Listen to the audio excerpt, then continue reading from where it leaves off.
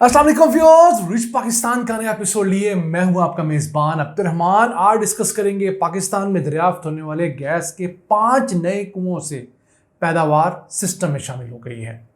ये पांचों कुएं मारी development and production lease Sindh के अंदर गुज़िश्ता 2 साल के दौरान दरियाफ्त हुए थे। आज की वीडियो में आपको डिटेल बताएंगे यहाँ से कितने मिलियन क्यूबिक फीट गैस हासिल हो रही है, कितने अरब रुपए की मालियत है, और इसके साथ साथ पिछले मालियती साल के दौरान पाकिस्तान ने 16 अरब 91 करोड़ डॉलर्स की जो पेट्रोलियम मसनूआत इंपोर्ट की हैं उसमें से खाम तेल कितना है, रिफाइंड पेट्रोलियम प्रोडक्ट्स कितनी है, एलएनजी कितने अरब डॉलर्स की आई है और एलपीजी हम लोगों ने कितने करोड़ डॉलर्स की इंपोर्ट की है।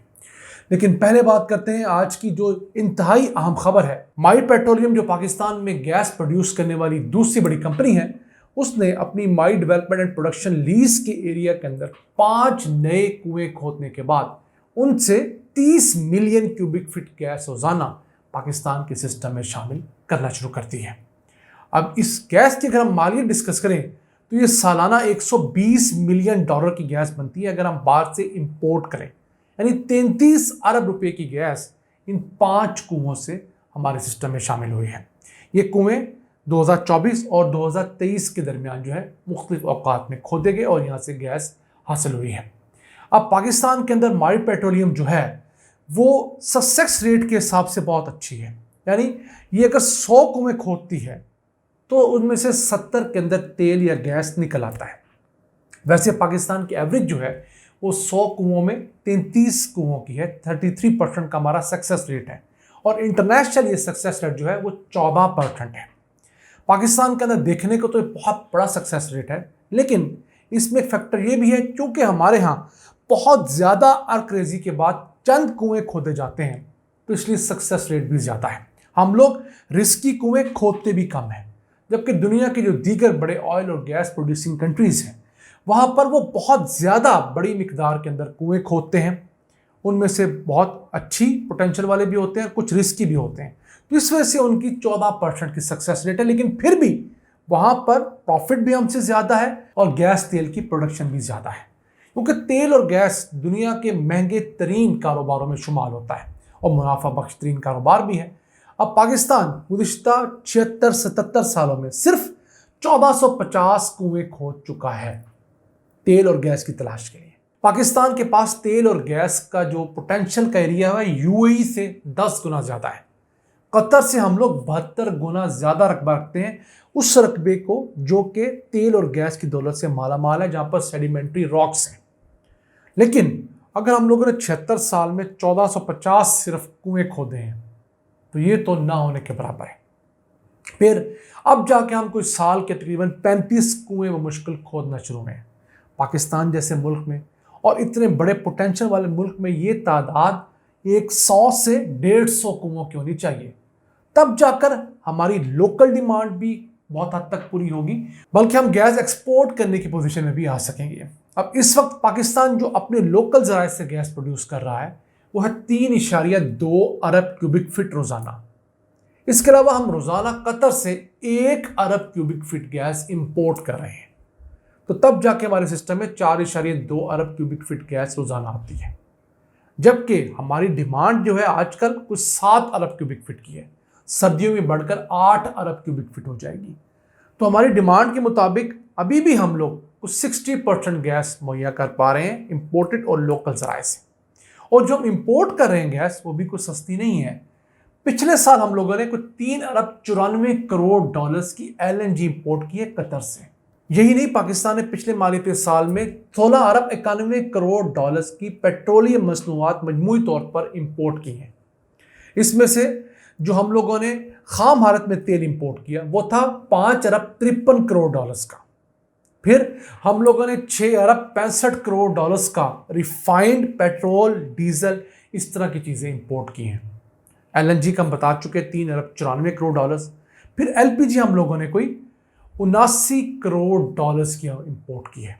तो देखिए, हमें सबसे बड़ी मार उस फील्ड में पड़ रही है जो चीज़ हमारे पास अल्लाह ने वाफर दी है, हमारी नालायकी हम उसे निकालने में कामयाब नहीं हो रहे। 16 अरब 91 करोड़ डॉलर तो इस साल का बिल है हमारा सिर्फ पेट्रोलियम प्रोडक्ट्स का।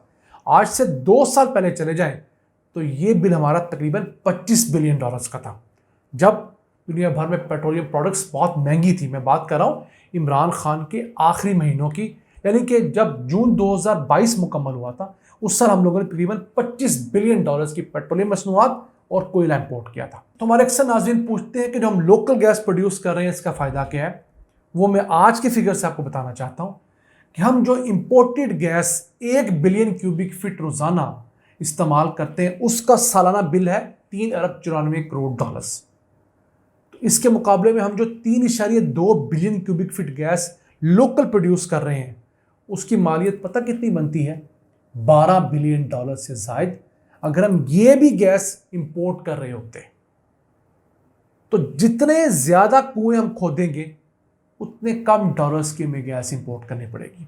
अभी 5 कुएं खुदे हैं, $120 मिलियन की गैस हम कम इंपोर्ट करेंगे।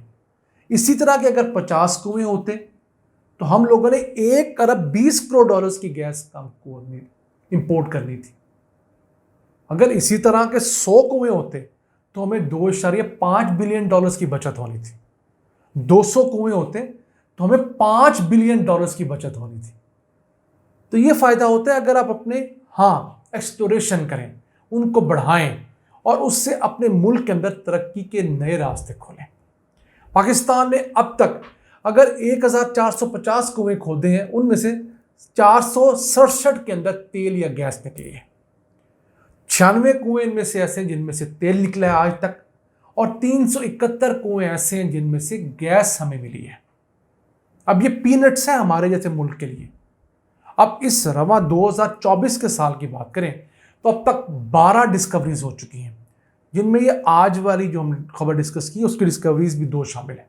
तो अब इन 12 डिस्कवरीज से हमें 125 मिलियन क्यूबिक फीट गैस हासिल होना शुरू होगी कि 2 महीने बाद, 4 महीने बाद, 6 महीने बाद, जैसे जैसे ये कुएं पाकिस्तान के मेन नेटवर्क के साथ शामिल होते जाएंगे। तो अब अगर 125 मिलियन क्यूबिक फीट गैस हमें हासिल होगी तो ये हमें कोई साल का तकरीबन $300-350 मिलियन का फ़ायदा ही है। तो हमारे नाज़रीन से हमेशा कहते हैं आप हर वक्त नाउमीद ना हुआ करें। अगर सिंध से गैस निकली है तो इसकी अरबों रुपए की रॉयल्टी सिंध को जाएगी। ऑलरेडी सिंध में हर साल तकरीबन 40 अरब रुपया फेडरल से जाता है रॉयल्टी की मद में। जो गैस पूरा पाकिस्तान उनकी इस्तेमाल करता है उसकी सिर्फ रॉयल्टी उनको अलग जाती है, किराए की मद में अलग पैसे जाते हैं। इसी तरह खैबर पख्तूनख्वा को भी अरबों रुपया जाता है, बलूचिस्तान को भी अरबों रुपया जाता है, पंजाब को भी चंद अरब रुपये ज़रूर आते हैं तेल और गैस की रॉयल्टी से।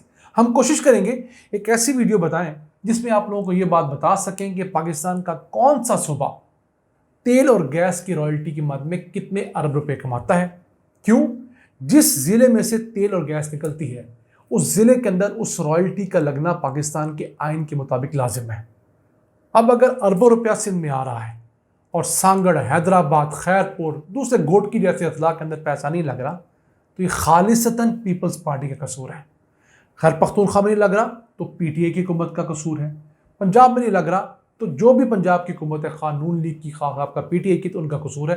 बलूचिस्तान में जो हुकूमत है उसका हक बनता है कि वो ये आने वाले अरबों रुपये खुद खाने की बजाय मुतलका अजला में और उन इलाकों में खर्च करे जहाँ से तेल और गैस निकल रहा है। नाज़रीन, आज का एपिसोड हमें उम्मीद आपको पसंद आया होगा। अपनी सजेशंस, अपनी आरा से हमें आगाह रखा करें। अपने मेज़बान अब्दुर्रहमान को इजाज़त दीजिए। अलग